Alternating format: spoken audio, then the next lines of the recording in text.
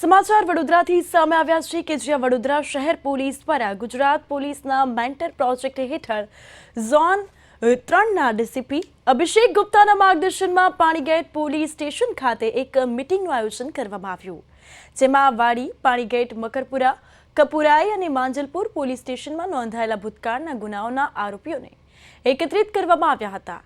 આ પ્રોજેક્ટ હેઠળ પોલીસ દ્વારા ગુનાહિત ભૂતકાળ ધરાવતા ઇસમોનું સતત મોનિટરિંગ અને નિયમિત વાર્તાલાપ કરવામાં આવે છે, જેથી તેઓ ગુનાખોરી છોડીને સામાન્ય જીવન જીવે।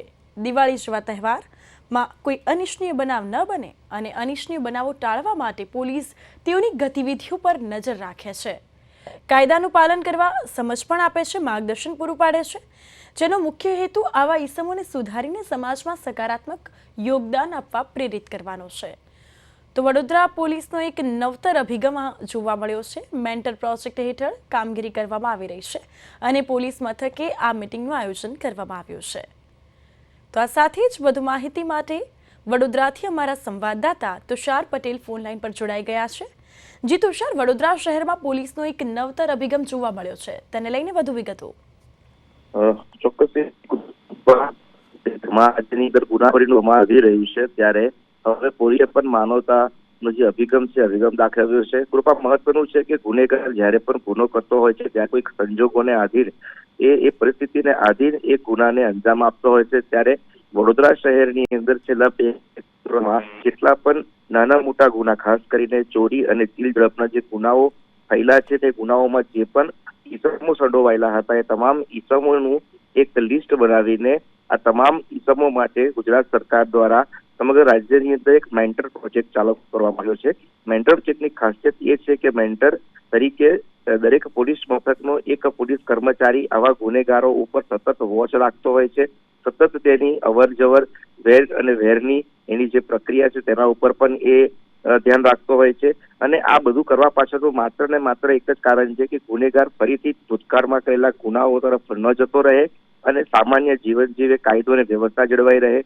આ તમામ બાબતોને ધ્યાનમાં રાખીને વડોદરા શહેરના ઝોન 3ના લગભગ 80થી વધારે ગુનાહિત ઇતિહાસ ધરાવતા ઈસમોની ગઈકાલે રાત્રે ડીસીપી ઝોન 3 દ્વારા મીટિંગ કરવામાં આવી હતી। ડીસીપી અભિષેક ગુપ્તાનું કહેવું હતું કે આ તમામ લોકો સમાજમાં ફરીથી સ્થાયી થાય, કોઈ પણ પ્રકારના ગુના ના કરે અને એક સામાન્ય માનવીની જિંદગી જીવે એ માટે જ આ પ્રકારની કામગીરી કરવામાં આવે છે।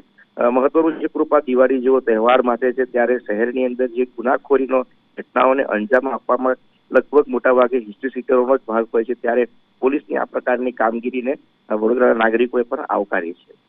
જે કૃપા બિલકુલ, તો આ જે આરોપીઓ ગુનામાં સંડોવાયેલા છે તેઓને આ પ્રકારે માર્ગદર્શન આપવામાં આવે છે, તેઓના પરિવારજનોને મળવાનો કોઈ મોકો આપવામાં આવે છે કે તેઓની કઈ પ્રતિક્રિયા?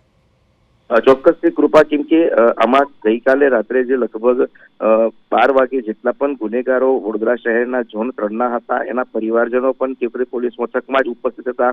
તેઓનું સ્પષ્ટ કહેવું છે કે કોઈ સંજોગોને આધીને આવેશમાં આવીને જ્યારે અમારા પરિવારના સભ્ય આ પ્રકારનો ગુનો કરી દેશે અને ગુનો કર્યા બાદ તેને સજા મળે છે, કાયદાનું ભાન થાય છે, સજા કાપીને જ્યારે ફરીથી પરિવાર સાથે આવે છે ત્યારે એને પારાવાર પસ્તાવો થતો હોય છે, કેમ કે તેના જીવનના અનેક મહત્વના દિવસો તેને જેલમાં કાં તો પછી બીજા સજાના ભાગરૂપે કાપવાના હોય છે। ત્યારે પરિવારજનોને પણ ધ્યાનમાં રાખીને એ ઈસમ ખરો એ ફરીથી ગુનો ન કરે તે પ્રકારના પ્રયાસો પણ પોલીસ કરે છે। અલબત્ત સૌથી મહત્વની વાત આ પ્રોજેક્ટમાં એ છે કે દરેક પોલીસ મથકમાં જે પણ આ ગુનેગારો નોંધાયેલા છે, ગુનેગારો ઉપર એટલે પ્રત્યેક વ્યક્તિ ઉપર એક મેન્ટર એટલે એક પોલીસ કર્મચારી મેન્ટર તરીકે કામ કરે છે અને તેની ચાલચલગત છે, ક્યાં જાય છે, કોને મળે છે, તેનું અત્યારે શું કામ કરી રહ્યો છે, તેને રોજગાર મળે તે માટે શું પ્રયાસ કરવા જેવા તમામ બાબતોનું જીનાવાજીની બાબતોનું પોલીસ નિરીક્ષણ કરતું હોય છે અને તેને પણ જે તકલીફો છે તેનું કાઉન્સેલિંગ પણ કરે છે, તેને સમજણ પણ આપે છે।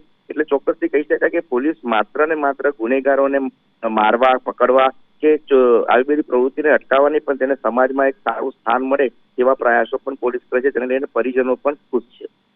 કૃપા બિલકુલ, તો અભિષેક ગુપ્તા દ્વારા જે આ પ્રકારની મેન્ટર પ્રોજેક્ટ ચલાવવામાં આવી રહ્યો છે અને જે ગુનામાં સંડોવાયેલા આરોપીઓ છે તેઓને માર્ગદર્શન પૂરું પાડવામાં આવી રહ્યું છે, તેઓને સમાજને શું સંદેશ આપવા માંગે છે તેઓને લઈને વિગતો? ચોક્કસથી અભિષેક ગુપ્તાએ પ્રદેશ 24 સાથે વાત કરતા ગત રાત્રે એ પણ જણાવ્યું હતું કે કોઈ પણ ગુનેગાર છે એ ગુનેગાર ગુનો કરતા પહેલા ગુનાની જે પરિસ્થિતિ છે, એની જે તકલીફ છે, તકલીફને ધ્યાનમાં રાખીને જે ગુનો કરતો હોય છે. જન્મજાત કોઈ પણ વ્યક્તિ ગુનેગાર થવા નથી માંગતો, પરંતુ જે સ્થિતિનું નિર્માણ થાય છે, ઘરમાં આર્થિક કટોકટી ઊભી થતી હોય છે, ત્યારે એ વ્યક્તિ ચોરીના રવાડે ચડે છે. ને લગભગ ગઈકાલે જેટલા પણ ગુનેગારોને ભૂતકાળમાં જેવો ગુના કર્યા છે, એવા ઈસમોને જે ભેગા કર્યા હતા, એમાંથી મોટા ભાગના ગુનેગારોએ ચોરી જેવી ઘટનાઓની અંદર પોતાનો હાથ અજમાવીને આજે રીઢા ગુનેગાર બન્યા હતા. કેટલાકને પાસા પણ થયેલા છે. તો આવી તમામ બાબતોને લઈને અભિષેક ગુપ્તા દ્વારા એક સીધી સમજ આપવામાં આવી હતી. તેનું સ્પષ્ટ કહેવું હતું કે આ પ્રકારની કામગીરીથી ન માત્ર તેમનું જીવન બગડે છે, પરંતુ તેનું પરિવાર પણ વિખરાઈ જતું હોય છે. અને તેટલા જ માટે કદાચ રોજગાર મેળાના માધ્યમથી આવા લોકોને રોજગારી મળે, તેઓનું જીવન નિર્વાહ થાય, તેવા પ્રયાસો પણ આ પ્રોજેક્ટ અંતર્ગત થઈ રહ્યા છે. જી બિલકુલ તુષાર, તમામ વિગતો બદલ આપનો આભાર. તો વડોદરા શહેરમાં મેન્ટર પ્રોજેક્ટ હેઠળ સૌ આરોપીઓ છે તેઓને એક માર્ગદર્શન પૂરું પાડવામાં આવી રહ્યું છે. વડોદરા પોલીસનો એક નવતર અભિગમ સામે આવ્યો છે. આપને જણાવી દઈએ કે મેન્ટર પ્રોજેક્ટ હેઠળ આ કામગીરી કરવામાં આવી રહી છે અને દિવાળીના તહેવારો આવી રહ્યા છે. દિવાળી જેવા તહેવાર નજીક છે, જેથી જે આરોપીઓ છે તેઓ દ્વારા કોઈ પ્રકારે ગુનો ન થાય તેને લઈને પોલીસ દ્વારા એક નવતર અભિગમ શરૂ કરાયો છે.